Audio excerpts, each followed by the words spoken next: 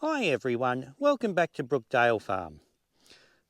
Well, today we're talking about something a little bit different. I'm sure that most of you have heard by now that the Australian government is banning live export of sheep by sea overseas in 4 years' time, so 2028. Now, whilst I firmly believe that the live export trade needs to change, and probably I would much rather see all of our animals processed in Australia rather than exported live. At the moment, the live export trade still has a place, and to just get rid of it, and 4 years sounds like a long time, but 4 years to try and make those transitions is actually a very short time. Now, firstly, why do we need to run stock on our farms? Well, they're a good source of, the meat is a very good source of protein for a large part of the world. And yeah, there's other places we can get our protein from. On a small farm like ours, on the years that we can't crop because it's too dry or too wet and we just don't get a decent crop, the stock give us, or when the grain price is so low that we just can't make money out of it, the stock give us another income stream. So we run sheep and cattle here. We run merino sheep, which we shear for the wool because they have very good wool, and we also sell them and use them for meat. I have sold onto the boats before for live export, and for us it's really not worth doing. But having the live export market there holds the sheep price a little bit higher. Now at the moment sheep are worth almost nothing. You're lucky if you get $5 a head for any sort of average sheep. If you've got really good fat lambs, they'll still sell all right. But the sheep price in Western Australia plummeted some months back, and it plummeted before it did in the eastern states. Australia-wide, the sheep prices are pretty ordinary at the moment, but they did drop in Western Australia first. The reasons for this are that the eastern states has a lot of feed at the moment, and they're turning out a lot of sheep because they've actually had a very wet summer. And there's a number of reasons. One of them is that because the eastern states have had such a wet summer, they've got lots of sheep for sale. They cannot process all of their sheep over there. They don't have enough abattoirs. So they were trucking them over here and paying our abattoirs in Western Australia a premium price to process their sheep first. That meant over here in Western Australia, we just could not get sheep into the abattoirs. So the price over here plummeted. At that point, we weren't running boats because it was the weather was too hot. So the live export only runs in the Middle Eastern winter. And so the other thing that dropped the sheep price is that the Weather Bureau was predicting a dry summer. So a lot of people offloaded sheep at the beginning of summer because they didn't think they were going to have enough feed. Now that was correct for Western Australia and South Australia, but the eastern states just got rain and rain and rain and rain. So a lot of the farmers over there were a bit annoyed that they had offloaded their sheep. Now the live export industry is a $77 million industry annually, which is quite a lot of money. It's not a huge amount of money, but it's enough money to make a difference, and it's enough money to keep the stock prices up. The government ban that is coming in is only for sheep exported by sea. So there is still the option to export sheep by air. And there's a number of companies that are seriously looking into doing this, and they have been for a while now, because they were planning on exporting them by air in the Middle Eastern summer when the boats couldn't run. And this is something that can be done.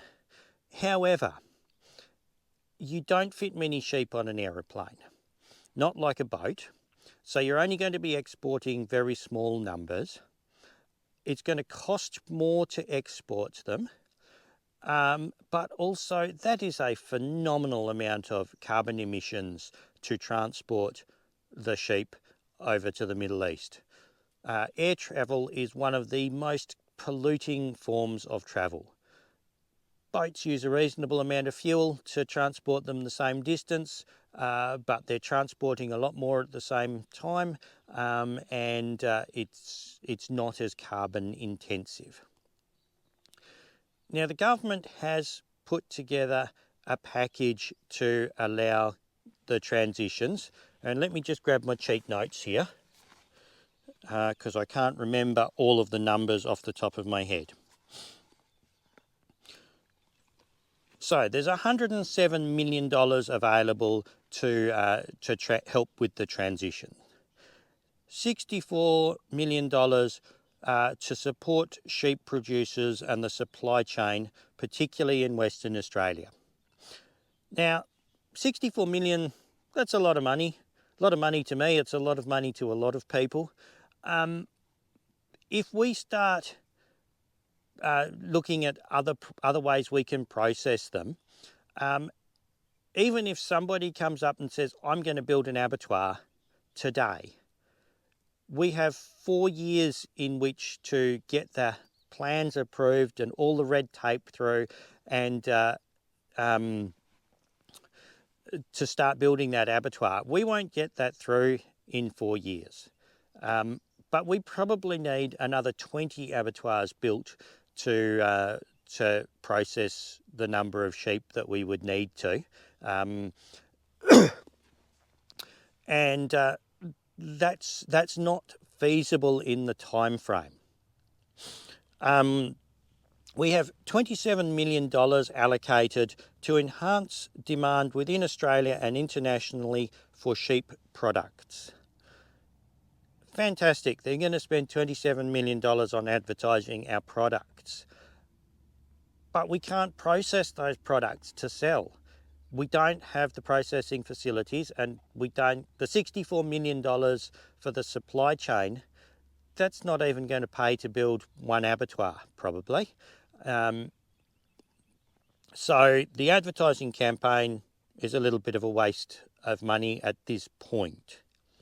There's $2.6 million to continue improving sheep welfare standards. Well, that's great, and that's something that needs to be happening anyway, but shouldn't be included in part of this package. That's something that the sheep meat producers and regulators just need to have. That's not going to make any difference really to the what happens at the end of live export. So that's not money that's actually going to help the farmers at all. $1.7 million to appoint a transition advocate. So this is somebody to advocate for the farmers, to help them with the transition, and to talk to the government about what the farmers need. That's great, but that probably should have been done before this decision was made, so that the government actually had the information that they needed to work out how they were going to do this transition so that it didn't affect the farmers too badly. We've got $11 million for implementation and engagement. So whatever strategy they come up with, they've got $11 million to stand around and talk about how they're going to do it, and to go around and tell everybody how they're going to do it, separate from the advertising campaign for the products that we've got. Well, the engagement also should have happened already with the farmers. so that the government actually knew how to make this transition work properly. So that's the breakdown for how they're going to spend all of the money. Now, the transition does need to happen. One of the other issues with the sheep live export, at this point they are not stopping the cattle export by ships, but I believe that will end up happening.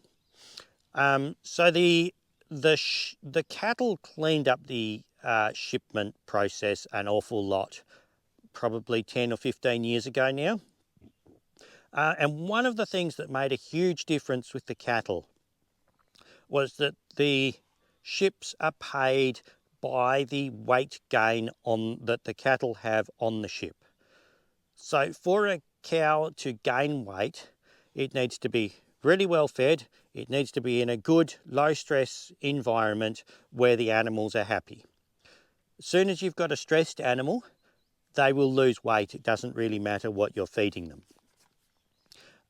So by doing this, it also means that if you've got this is the total live weight of the animals from the beginning of the trip to the end of the trip.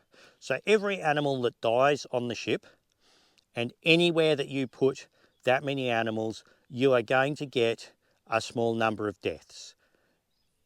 Even out on the farms, if you survey that many thousand animals, you do get animal deaths. If you look in the human population, if you grab 5,000 humans and survey them over a set period of time, you will find that some die.